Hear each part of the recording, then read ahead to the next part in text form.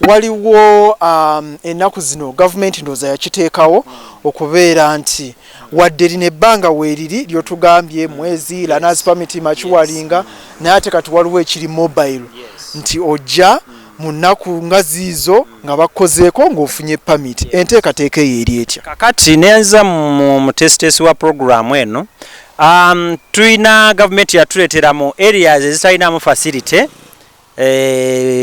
kyekitebe kituyita ekitebe kya permit mu lulimi olwangu ku bantu baffe betubeeramu.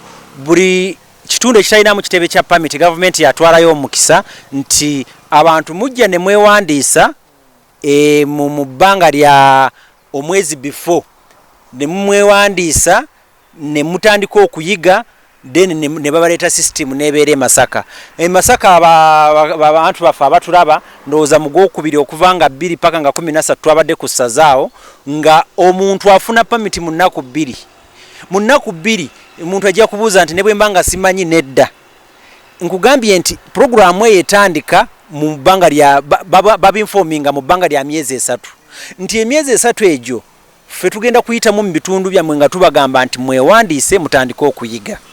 Bw'otandika n'otandika okuyiga tugambye nti okuyiga tukuwa mwezi gumu then permit bwe bagenda okuleeta machines awo oba omaze okuyiga. Mbegayiridde essaawa yonna Masaka tuddamu bwe kiba nga tisigwa 8 essaawa eno kuba tubabuulira then tuba tutandika okuwandiika. Bwe tukuwandiika bwe tutandikira okusomeseza si kyekyo nti machines bagenda ozireetera Masaka ku ssaza gwe omaze okukola ki okusoma okuyiga ki road signs byonna okoze ki obimanyi. Then gwe bw'ojja ku lunaku olwo tujja nti njagala permit kubanga batugambye za nnaku 2 nti ngenda gifunira wano. Bw'oba tomanyi kuvuga sebo tofuna.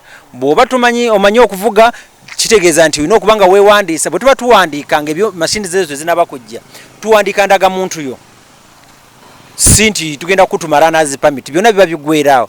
So kye tukola tufuna Learners Permit tufuna endaga muntu yo ne tukuwandiika ne tukuteeka ku system eraga ministry y'ebyentambula nti omwami ono noono atandise enolinze naffe ali ku programu ene ya government egenda kubeera ku ssaza mu mwezi guno ogujja mu maaso. So kikuyambeko nti omuntu ono bw'otuuka bajja kugamba wali oyizeeko nti ye kiki ekiraga nti natandika ku lunaku bwe ruti yino gundi yange then kati awo qualifying naye si nti buli ajja nti nze kasa mpulire nti wali aba permit bajja kusooka bakubuuze nti oyize eki.